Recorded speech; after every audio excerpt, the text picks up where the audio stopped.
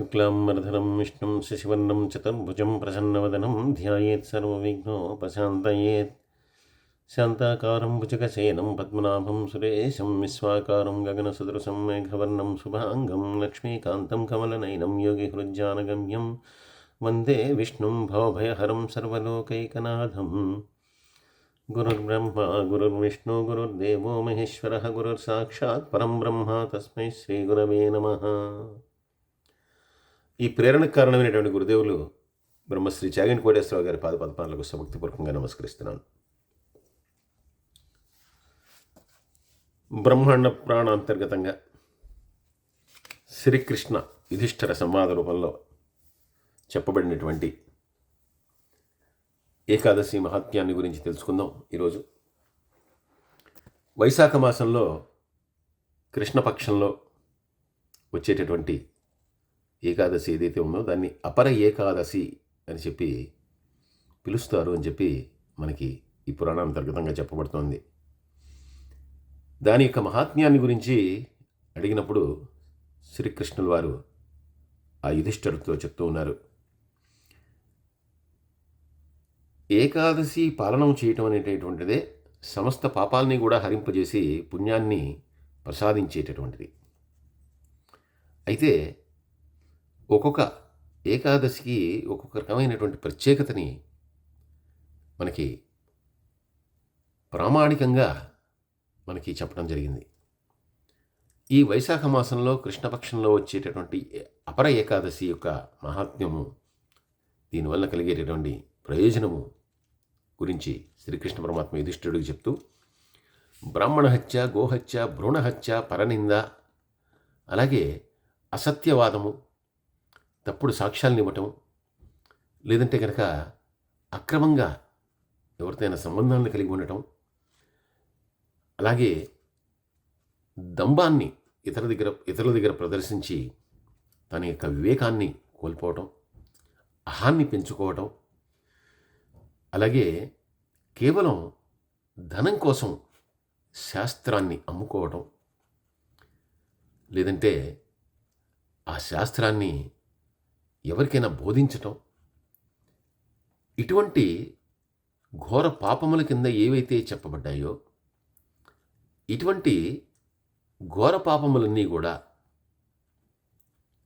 ఈ అపర ఏకాదశి వ్రతంతో నివృత్తి అయిపోతాయి అని చెప్పి చెప్పబడింది. అంటే ఘోరమైన పాపాలను సైతము పాపాన్ని సంహరించగలిగినటువంటి శక్తి ఈ అపర ఏకాదశికి ఉంది.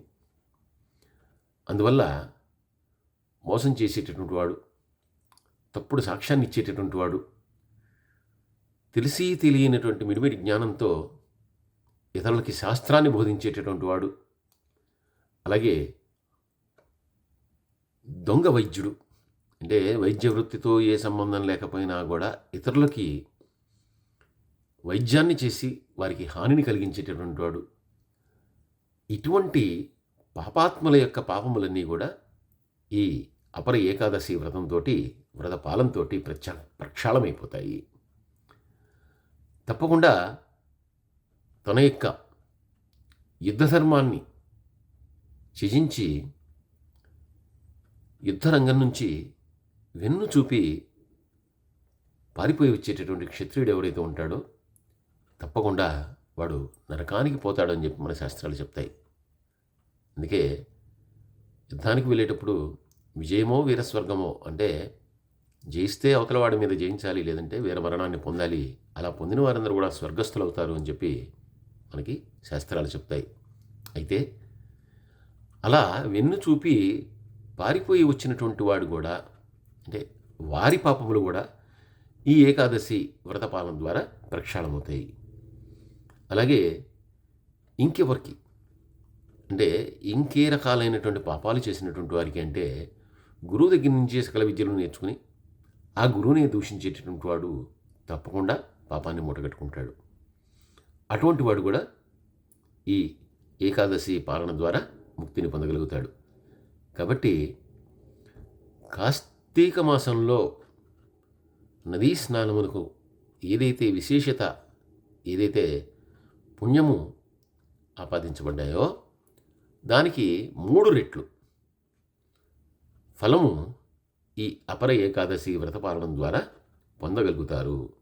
అలాగే కార్తీక మాసంలో చేసేటటువంటి అంటే పుష్కర తీర్థంలో చేసేటటువంటి స్నానం కంటే కూడా ముమ్మార్లు 3 రెట్ల యొక్క అధికమైనటువంటి ఫలాన్ని దీనివల్ల పొందగలుగుతారు.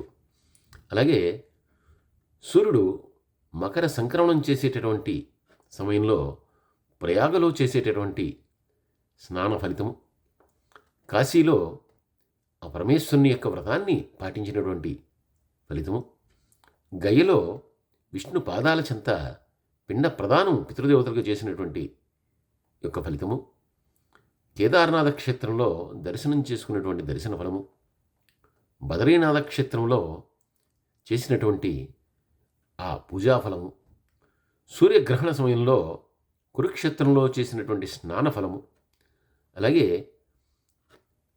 సౌభాగ్య చిహ్నములైనటువంటి ఏనుగులు, గుర్రములు, గోవులు, సువర్ణము, భూమి ఇవన్నీ కూడా దానమిస్తే కలిగినటువంటి ఫలము ఏదైతే ఉందో వీటితో సమానమైనటువంటి కొన్ని విషయాల్లో దీనికంటే అధికమైనటువంటి ఫలితం ఏదైతే ఉందో అదంతా కూడా ఈ అపర ఏకాదశి వ్రతపాలనం వలన కలుగుతుంది.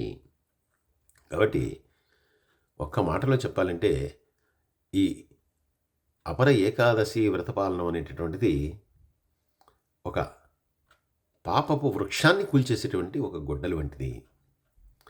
కాబట్టి అలాగే అరణ్యాలని దహించేసేటువంటి దావానలం ఎంత త్వరగా ఆ అడవినంతా కూడా దగ్ధం చేస్తుందో అలాగే చేసినటువంటి పాపాలన్నింటినీ కూడా ఈ వ్రతపాలన వల్ల పటాపంచలు చేసుకోవచ్చు. కాబట్టి ఈ అపర ఏకాదశి వ్రతాన్ని పాటించడం ద్వారా శ్రీ మహావిష్ణువుని త్రివిక్రముని యొక్క రూపంలో ఆరాధించడం ద్వారా మానవుడు సర్వ మంగళమైనటువంటి ఆ విష్ణు పదాన్ని పొందుతాడు. అలాగే జనుల యొక్క అంటే మానవుల యొక్క లబ్ధి కోసం మానవుల యొక్క ఉపయుక్తంగా చెప్పబడినటువంటి ఈ వ్రతపాలనాన్ని ఎవరైతే తెలుసుకుంటారో వారందరూ కూడా ఈ అపర ఏకాదశి వ్రతపాలనం చేసినటువంటి దాంతో సరిసమానమైనటువంటి ఫలితాన్ని పొందుతారు. అంటే ఈ వ్రతపాలన యొక్క విశేషము తెలుసుకున్నటువంటి వారికి కూడా వ్రతపాలనంతో సమానమైనటువంటి ఫలితాన్ని పొందగలుగుతారు అని చెప్పి శ్రీకృష్ణ పరమాత్మ యుధిష్ఠిరుడు అడిగిన దానికి సమాధానంగా ఈ అపర ఏకాదశి మహాత్మ్యాన్ని బ్రహ్మాండ పురాణాంతర్గతంగా మనకు తెలియజేస్తూ ఉన్నారు. సర్వే జనా సుఖినో భవంతు, సమస్త లోకా సుఖినో భవంతు. స్వస్తి.